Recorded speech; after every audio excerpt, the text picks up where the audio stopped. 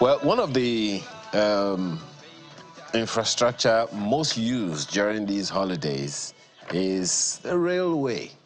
I remember in the days of, and I don't know if it is something that still happens, the Governor Alegbeshola, every time there is this holiday, it will be free rail service for the people from Lagos or wherever to go back home and back to their base stations. Well, the Nigerian rail sector is undergoing some significant reforms with a focus on modernization, increased efficiency, and private sector participation. Key aspects include transitioning to CNG, that's compressed natural gas for train engines, implementing a new master plan in the railway sector, and exploring public-private partnerships.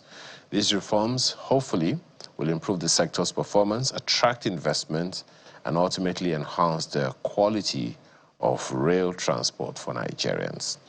Well, how is this happening? Well, who best to talk about it than the managing director, the Nigeria Railway Corporation, with us here, Dr. Kayode Okwefa. Thanks for joining us this morning. Yeah, good morning. Well, is it appropriate now to say congratulations? Eid Mubarak. Thank you very much. Well, these modernization initiatives, I've been hearing about it for a very, very long time, and you would understand. Something in the region of between 15 and 20 years now. But the best of it that we have seen is what happens in Lagos, because a good number of people would also tell you that, hey, if anything is happening in the rail sector in different parts of the country, Lagos would probably be where, as a state, a subnational, is championing this a lot on its own. You would, of course, know about that, the background to it. Yeah, thank you very much. Let me say Eid Mubarak to our Muslim brothers and sisters, and also to congratulate Nigerians for seeing another Salah, and we'll see more of this many more years.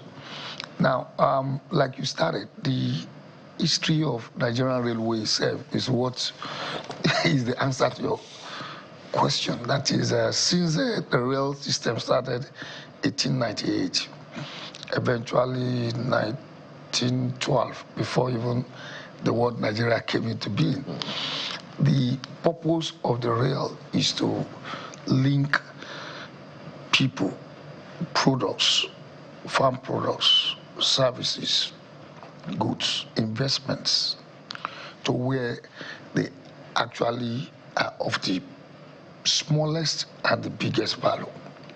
Now, starting railway itself was by Lagos, by some private individuals, private entrepreneurs, the British people, and that led to the first rail company, the Lagos government. You know, that was when Nigeria was about to be born. The Lagos government, that is colonial Lagos, that built the Lagos Abeokuta and subsequently Lagos Ibadan rail system. So you are not wrong to expect that Lagos will be at the centerpiece. However, in modern day, the rail for Nigeria as a nation afterwards and up to this moment should not be just for one state. It should be for everybody. So what they did then was to link the northern part of Nigeria with the southern part of Nigeria. That is Kano, Kaduna, Kara, Namoda to Lagos. Then subsequently, then the Port Harcourt to Maduguri line came up. And this was solely for extractive businesses. That is to move the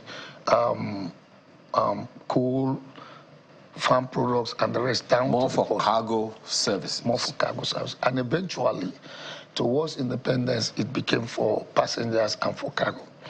Now, that was the first 60 years. After that 60 years, that the thing was handed over to us, we struggled.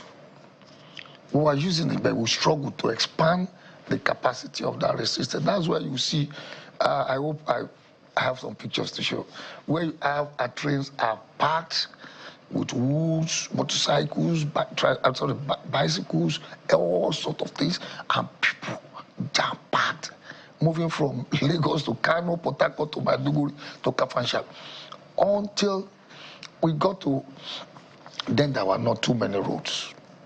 So during the Gowon era, there were a lot of roads built, and that fused the importance. And we tend to gradually stay away from the rail until, again, what you refer to modernization. When then in 2002 to 2010, the Obasanjo government started the modernization program, but there was not much traction until 2015. There was a reform in 2010 to 2012 that started with the Obasanjo government, but more so affected more by the Yaradua Jonathan government. And that was when they brought in some Nigerians abroad to come and take control of managing the Nigerian railroad. So they did all the planning and rest. But that still did not translate to track and soil until 2015. Can you imagine?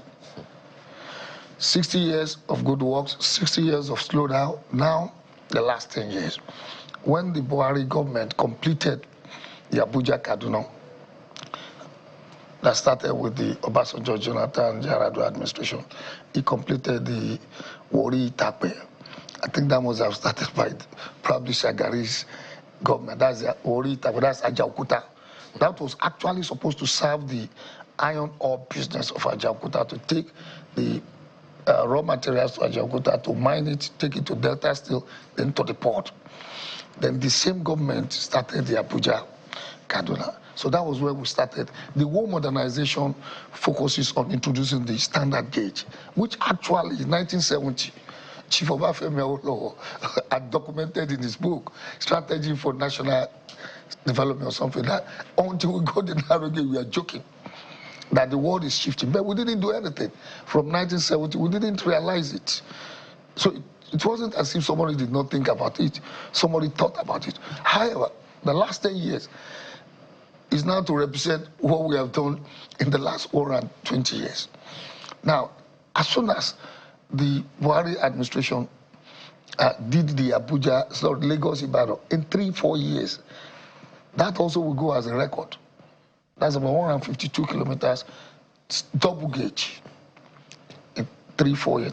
That's phenomenal in the history of rail development, even worldwide, for an African country. So what that tells me is that Nigeria has the capacity, capability, and the understanding of what to do. It's just the political will to drive it. Now, in the last 2 years, what the last 2 years has not done is to take all the dots and the errors and to make sure that they are fixed so that we can get into the right, that is leapfrogging, rather than trying to find out, no, let's just go and meet them where they are. So this government now decided to maximize what we have. Make sure that completed the linking of the standard gauge to the port. You know, that was started but not completed. That is Apapa Port. Completed the 3 lines of the standard gauge, either though we have the narrow gauge into Apapa. 2, completed and commissioned for commercial operation the Port Harcourt-Aba, which, when started, crippled the entire North Central network because it is being fed from Port Harcourt, Aba, and Enugu. They completed it and they commissioned the Port Harcourt to Aba. Now, put aggressive implementation of the Kaduna-Kano, because if the Kaduna-Kano is executed in the return, which we believe by 2026 should be ready, you will have successfully linked Kaduna, Kano, Abuja on their way to Lagos port, because there is also an aggressive commencement of the Ibadan to Osogbo and then Osogbo to Abuja. So that will replicate what we have on the narrow gauge of Lagos to Kano, which is by now the longest rail line of 1,200 kilometers. Apart from that, the next long one is the Warri-Takpe, which is less than 400, just about 400. Now, the government now is also aggressively pursuing the Kano-Maradi A lot of people don't understand what that really is when they hear Maradi in Niger. According to AU 2063, African countries are encouraged to link landlocked countries because there are potentials in those countries that represent, you just spoke about food security. By the way, from the literature I've read, the food security for Nigeria and West Africa in cereal and livestock is tied to Maradi. So you can see the reasoning linking Kano to Maradi.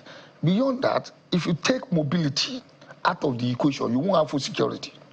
I heard the presenter, I think that was missing in that presentation. When you take mobility out of logistics, supply chain, you are just joking. And that's what Nigerian managers of our food security should understand. Mobility is at the center of food security. And that's what the Kano Maradi, which will now be Kano to Kaduna, Kaduna to Abuja, Abuja to Lagos, will represent. Now, this government has taken that as a priority. Maximize what we have. Close all the dots left from the previous one.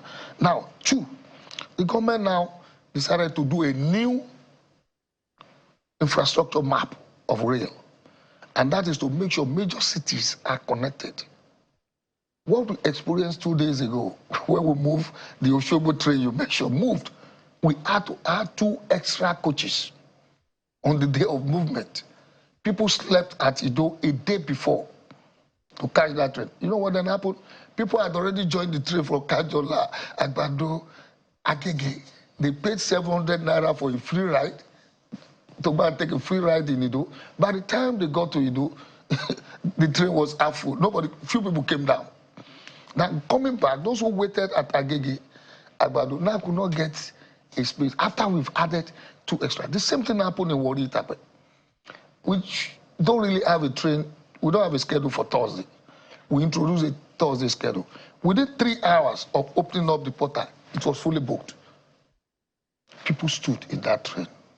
That was from Warri to Itape. Same thing on Kaduna, Abuja-Kaduna train.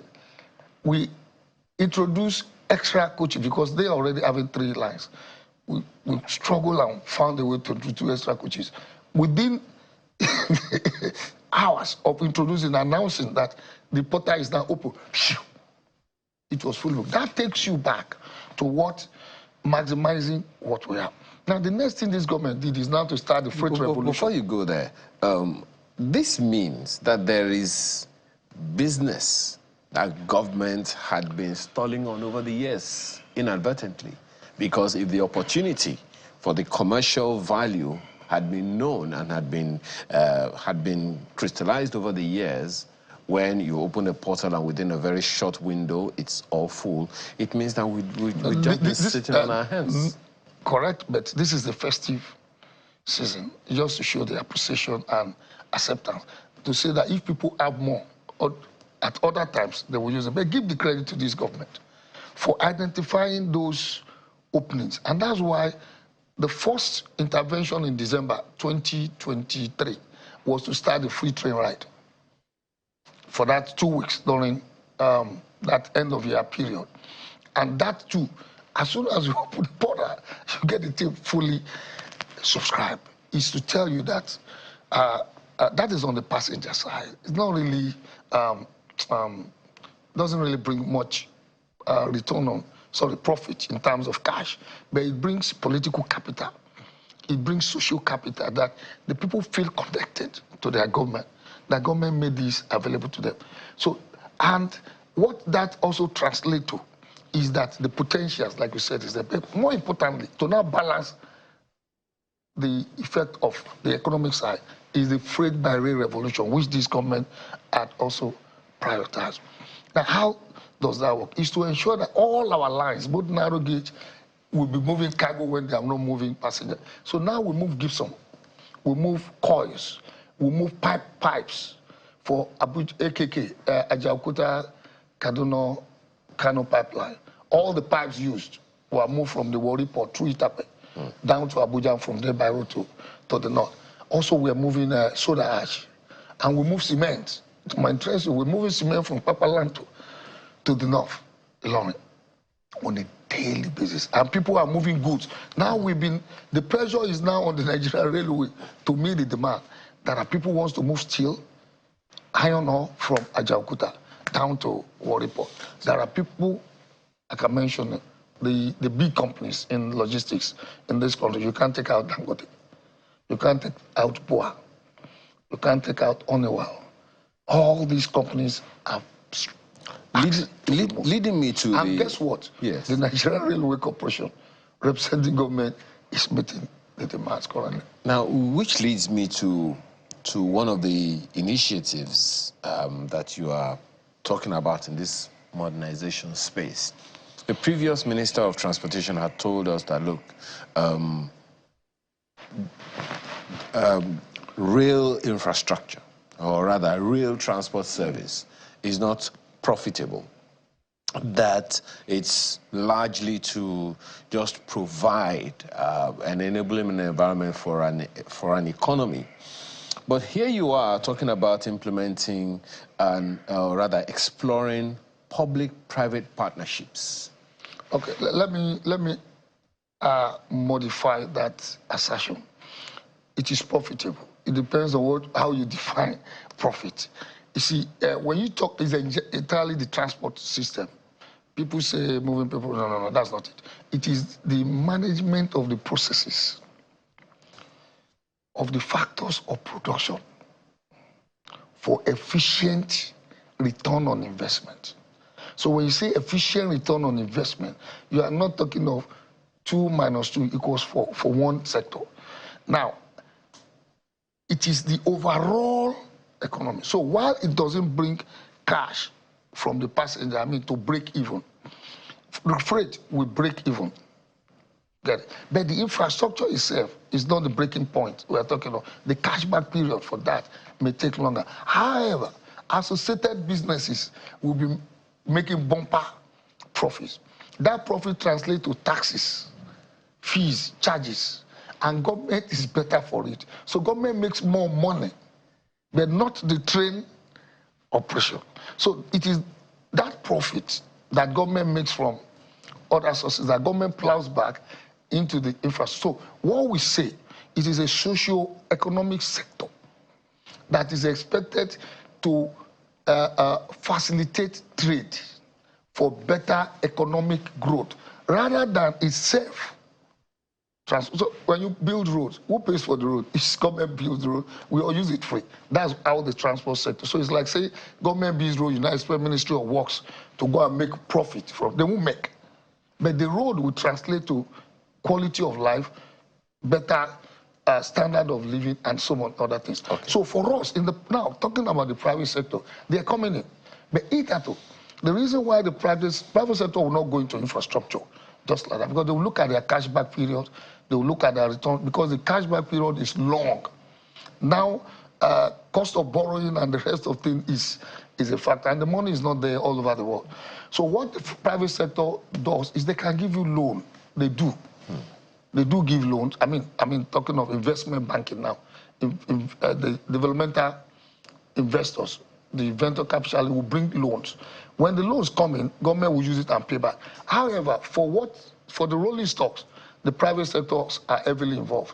Right now, a company is operating on a track, moving its cargo with its own equipment. I don't want to mention that. Right now, a state government is operating on the national track. Sorry, 2 state governments are now operating on the national tracks, moving their own rail industry. One is using its own rail, the other one is using Nigerian Railway Corporation's locomotives and coaches, rolling stocks. Now, right now, no less than 30 Nigerian logistics companies are now moving goods on the rail tracks. They are all now planning to acquire their own equipment. That is under what you call the track access program that started a few years ago. And that program is to get the private sector involved in a profitable manner.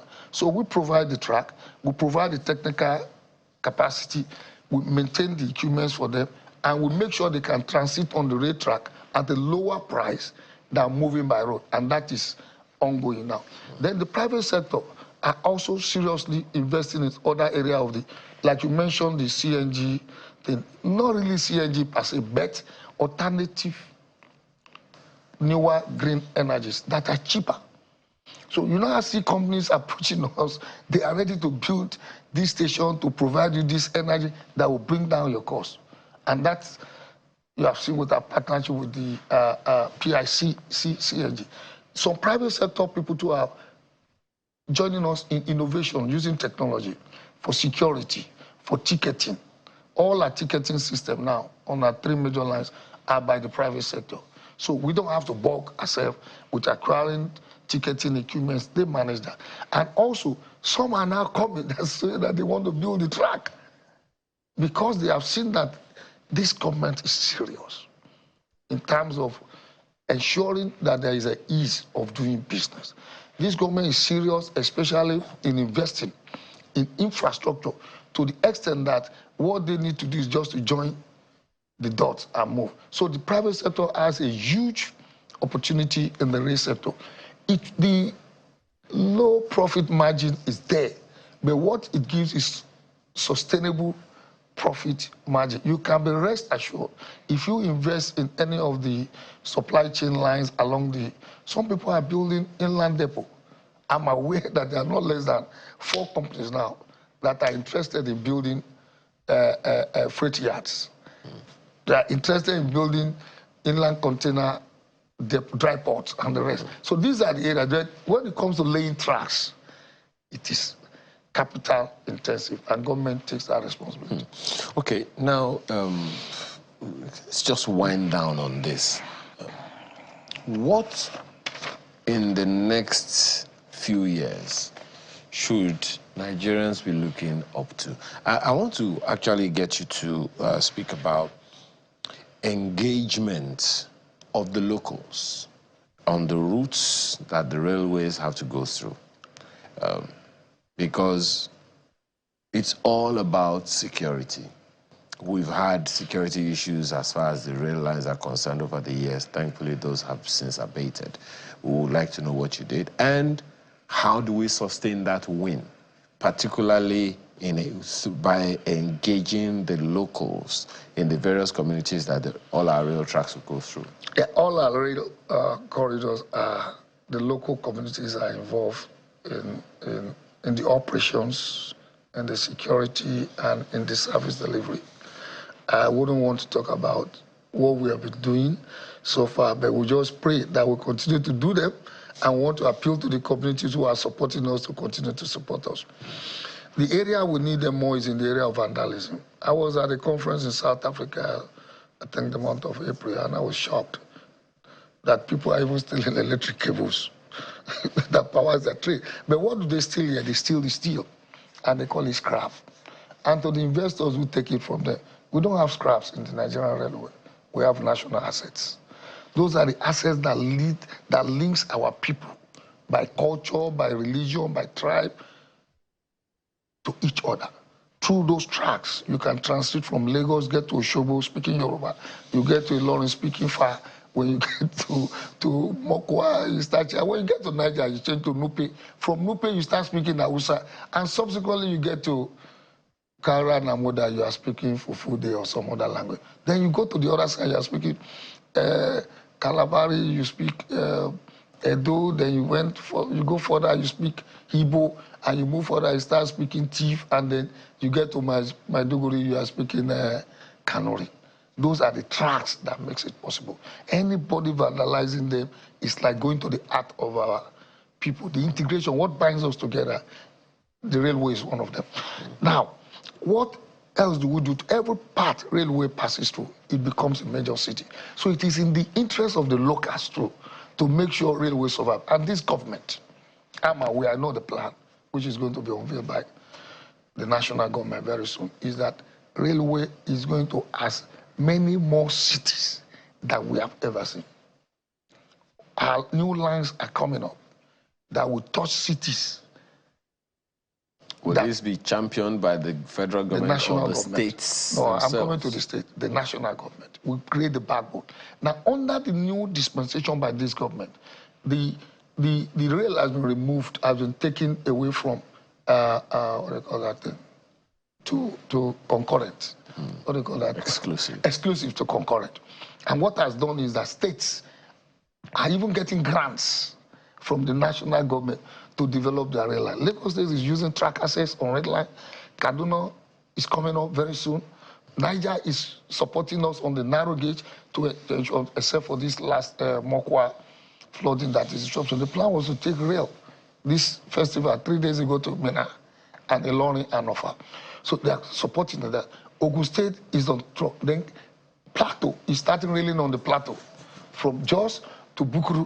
Now that is what we call railing on the state, railing with the states.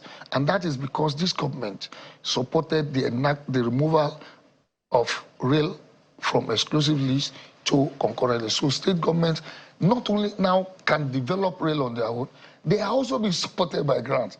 The last, this current budget, 400 billion was allocated to support states, and I know some states are benefited. So what this government is doing is to make sure that the burden is no longer on the national government. However, the national government owes a duty to every Nigerian to connect the city. So in addition, the developmental commission that were established, Southwestern Development, I'm aware of the Southwestern agenda.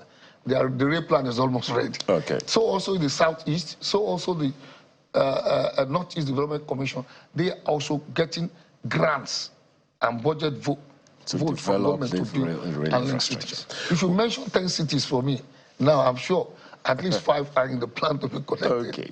We have to thank you very much for this information that you've given us all about reforms in the rail sector. We can only wish you the best. Thank you so much for your time. Dr. Kayode Okwefa is Managing Director, Nigeria Railway Corporation. Again, we appreciate your time today.